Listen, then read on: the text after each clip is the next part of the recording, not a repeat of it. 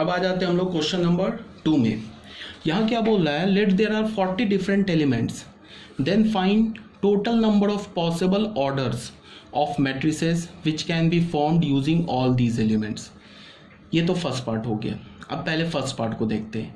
ये first part और जो क्वेश्चन नंबर 1 है ये बिल्कुल एग्जैक्टली सेम बात पूछ रहा है, बट फर्स्ट क्वेश्चन में क्या था, नंबर ऑफ एलिमेंट्स को 12 बोल रखा था, यहाँ नंबर ऑफ एलिमेंट्स को 40 बोल रखा है। अब बोल रहा है कि बताओ कितने पॉसिबल ऑर्डर्स हो सकते हैं मैट्रिक्स के जिसमें 40 एलिमेंट्स हो।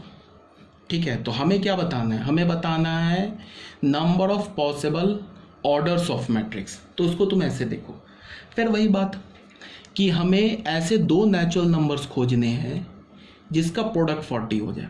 ठीक है, तो यहाँ पे हमने क्या किया कि थोड़ा नंबर को बड़ा कर दिया, यहाँ पे तो 12 था, यहाँ पे 40 कर दिया। तो इसका हमें एक दूसरा वे आउट खोजना पड़ेगा। मतलब क्या है कि जैसे हमने 12 होगा 40 होगा तो इसको हम ओरली कर सकते हैं, मतलब हिट एंड ट्रायल से कैलकुलेट कर सकते हैं। जैसे यहाँ पे हमने क्या किया, ऐसे ही खोज लिया 1 × 12, 12 × 1, 3 × 4, 4 × 3 ऐसे एलिमेंट्स खोज लिए। तो यहाँ पे तो कोई दिक्कत नहीं हुआ।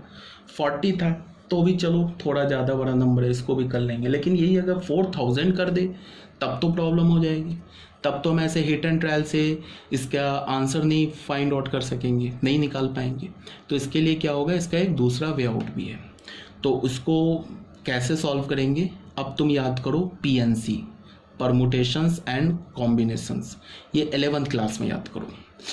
इसके लिए क्या करेंगे हम, इसको तुम ऐसे देखो, इस 40 को हम कैसे लिख सकते हैं, PNC यूज़ करेंगे इसको सॉल्व करने के लिए। ठीक है, बहुत ही सिंपल PNC यूज़ करेंगे। जैसे हमने बोला 40 को हम कैसे लिख सकते हैं, 8 × 5, 8 किसके इक्वल होगा, 2³ × 5 के। ठीक है, अब तुम ऐसे देखो कि 2³ में कितने 2 हैं, 3 2 है, और 5⁻1 में कितने 5 है, 1 5 है। तो हमारे पास टोटल 3 2 है एंड 1 5 है। अब इस 3 2 को हम रो और कॉलम के बीच में कितने नंबर ऑफ वेज से डिस्ट्रीब्यूट कर सकते हैं। 3 2 को रोज एंड कॉलम्स के बीच में न कितने नंबर ऑफ वेज से डिस्ट्रीब्यूट कर सकते हैं, 4 नंबर ऑफ वेज से डिस्ट्रीब्यूट करते हैं। किसको, 3 2 को। जैसे तुम ऐसे देखो, रो में हमने एक भी 2 नहीं रखा, कॉलम में तीनों 2 रख दिया, तो ये एक वे हो गया। फिर रो में हमने क्या किया, एक 2 रखा, कॉलम में 2 2 रख दिया, तो ये क्या हो गया, दूसरा वे हो गया। फिर हमने देखा रो में हमने कितने 2 रखे, 1 2, कॉलम में कितने 2 रखे, सॉरी रो में हमने 2 2 रखे, ठीक है, एंड कॉलम में हमने कितने 2 रखे, 1 2। फिर हमने रो में कितने 2 रखे, 3 2s रखे, एंड कॉलम में कितने रखे, 0 2।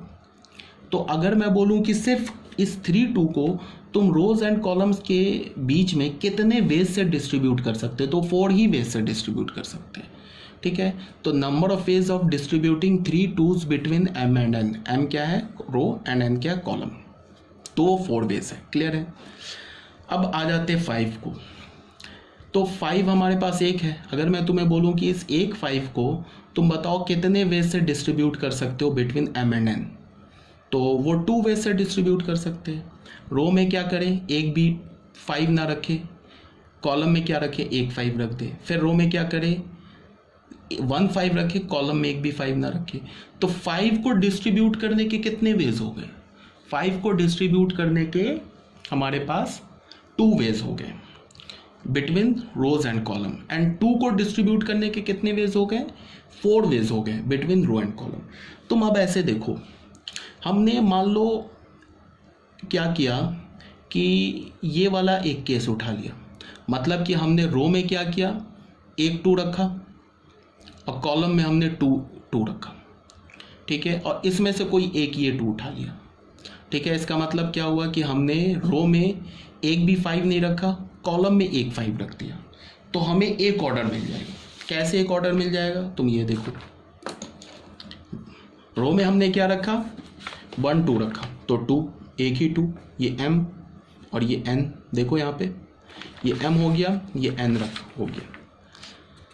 ठीक है, तो रो में हमने एक ही 2 रखा, मान लो कि ये वाला हमने उठा लिया, रो में हमने एक 2 रखा और कॉलम में कितने 2 रखे, 2 2 रखे, तो 2 2 रखने का मतलब 2 स्क्वायर, और इसमें से ये वाला उठा लिया। रो में हमने 0 5 रखा, ये 0 नंबर नहीं है, ये नंबर ऑफ 5 है, तो हमने रो में 0 5 रखा, मतलब कि रो में 5 रखा ही नहीं, कॉलम में एक 5 रख दिया, तो ये इंटू 5।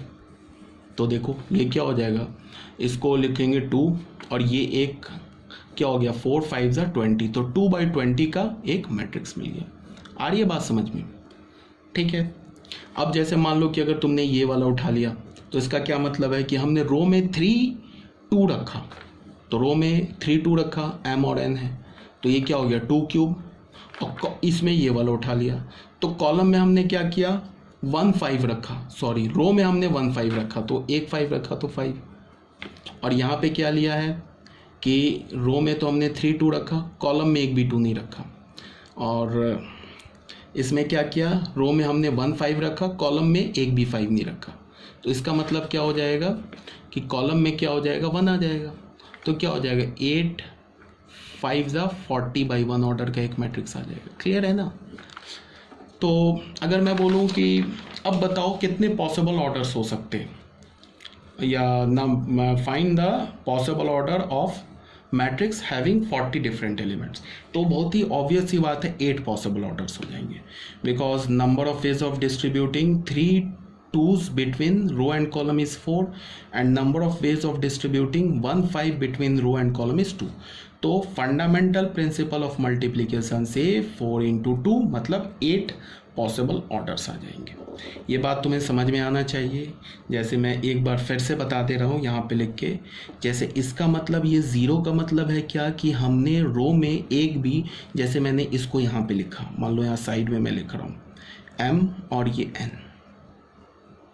मतलब यहाँ पे क्या है कि 0 लिखने का मतलब कि हमने रो में एक भी 2 नहीं डाला, और मान लो कि ये वाला हमने केस उठा लिया, यहाँ पे रो में एक भी 2 नहीं है और रो में एक भी क्या है 5 नहीं है, तो रो में हुआ क्या 1 आ गया। तो यहाँ पे कॉलम में कितने 2 हैं, तो 3 2 हैं, तो 2 क्यूब है, और कॉलम में कितने 5, एक 5 है, तो एक 5 है, तो क्या हो जाएगा ये 1 × 40 ऑर्डर का एक मैट्रिक्स आ जाएगा। तो ऐसे ही हमने कैलकुलेट किया, इसके क्रॉसपॉन्डिंग 2, इसके भी क्रॉसपॉन्डिंग 2, इसके भी 2, इसके भी क्रॉसपॉन्डिंग 2, तो टोटल कितने मैट्रिक्स आ जाएंगे 8 such matrix having 40 different elements, sorry 8 such matrix नहीं, 8 possible orders of matrices which have 40 different elements.